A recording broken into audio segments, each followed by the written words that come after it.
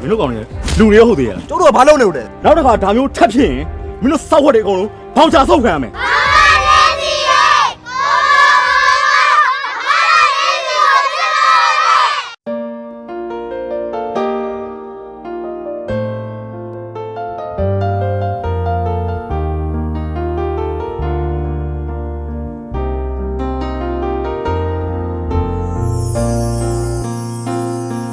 ရှောင်းလျာမနေရမြတယောက်တည်းနဲ့ကိုမလန်းဝမှာအတိုင်းမသိကွာဝေးလေ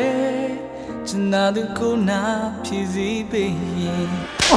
ဟာစကားကိုနားမထောင်တာတာပြောနေတယ်ပြီးစီ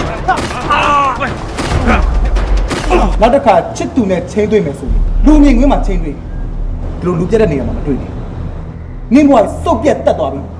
ဘိုက်တလုံးနဲ့ကြံနေတယ် အဲ့ဒီကောင်ကကော်ပဏီပိုင်ရှင်လားဆရာဝန်လားသင်္ဘောသားအင်ဂျင်နီယာလားကျူးကျော်ရက်ကွက်ပါနေလမ်းပေးရကောင် စောက်ရေးမပါတာပါကွာ သူတို့ကဘယ်လောက်စောက်ဆင်းရှိနေလို့ဟဲ့အဲ့တထေးဆိုတဲ့ကောင်နေတယ်လေသေမြေမျိုးရတယ်မီးတကြိုရတယ်ကွာ အဖေကရှင်တို့ကလူဆိုးလူမိုက်တည်တဲ့ ငါတို့ကစိုးကျင်စိုးမယ်မိုက်ချင်မိုက်လိမ့်ဒါမဲ့မယုံပါဘူး မင်းကကောက်ကြည့်ရောက်ပါလေရေခွေးကမင်းကွာမင်းတော့တတ်လို့မလာခဲ့တာအဲ့ကတော့ရှင်းကွာ